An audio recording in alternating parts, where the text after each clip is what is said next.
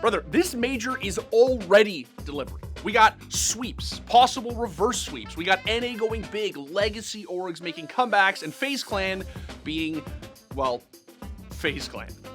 Let's talk about it.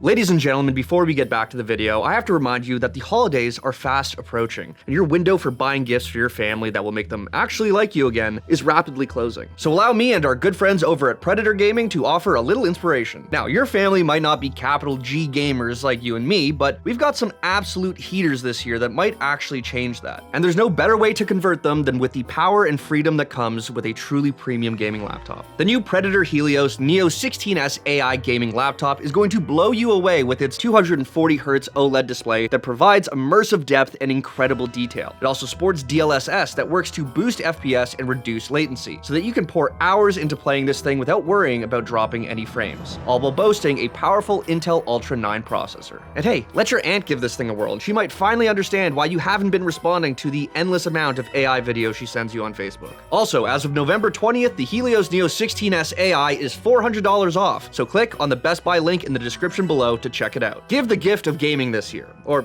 hoard it all for yourself. I don't care. Here at theScore Esports, we don't judge.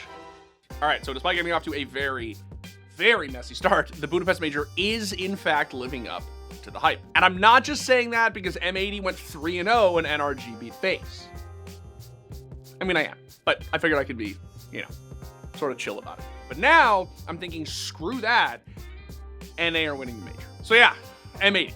As a longtime fan of certain members of this roster, I would love to say that I saw this coming, but I don't think anyone on Earth saw this coming. After taking down B8, Paravision, and NRG, Swisher and the lads clean swept their way through stage 1 and just put the unlikeliest target on their backs. Now, how they'll fare going forward is anyone's guess, but what an insane showing so far. Like, say what you will about their opposition, they have been working a long time to make their mark on a major, and so far, they're doing just that. Aussie, Aussie, Aussie, oi, oi, oi. FlyQuest put up a clean sweep of their own and facilitated the Justin Savage Revenge Tour, which you love to see. This is another roster where I just have no idea how they'll fare in stage 2, but let's be honest, dominating this early into the tournament could do wonders for their mental. Fnatic had a bit of an easy path through, in my opinion, but are playing really well, and you just love to see BlameF back at this level. Look, I know a lot of people make jokes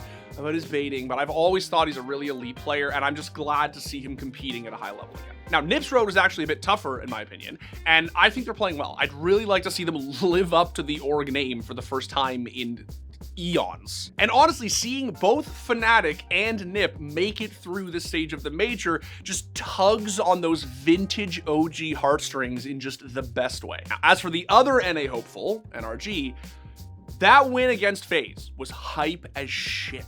No other option. Bro sits into the back of that plat, waits for this arrival, down to the wire. Can you believe it? No time to plant. Twist needs the frag, and it's NRG. NRG with Daps as a stand-in to the 2-0 pool. I talked about it in this week's React, but that call from Daps to push Tons in the 9-11 round was so gutty. What a confident, collected dub against a roster that is known for coming alive in the clutch. Now, the loss against Fnatic, that was less hype. Mind you, it was a totally respectable showing on NRG's part. I just know they're going to end up finishing 2-3 despite starting 2-0. Mind you, you actually know, because by the time this video releases, NRG will have already played their 2-2 decider match. But as of this recording, they're still 2-2 and there is still hope. As for the other teams, Imperial look good, not great. Paravision look about as rough as I expected, and Gamer Legion look way, way rougher than I expected. I hope that team turns it around because they have a way higher ceiling than they are currently showing. Last, but hopefully not least, is FaZe. What even is there to say about FaZe, man? Like, losing to the 2-2 NA team is rough, but losing to Red Canids would have been even rougher. That said, they didn't. They turned it around, they ran it back, and as of this recording, are waiting to play their final decider match. If they win that, I think FaZe can be a threat. This is a roster that is always proven to be super clutch in the clutch.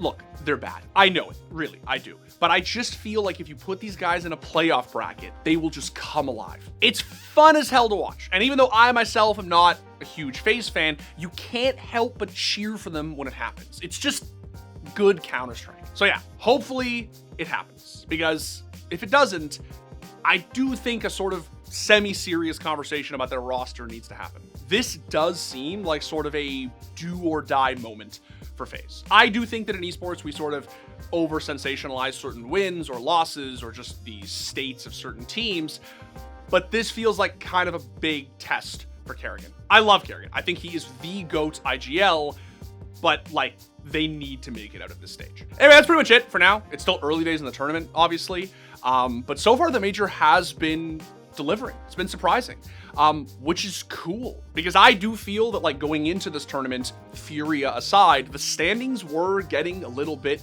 stale. So I'm hopeful we'll see even more surprises as the tournament progresses. See you in stage 2.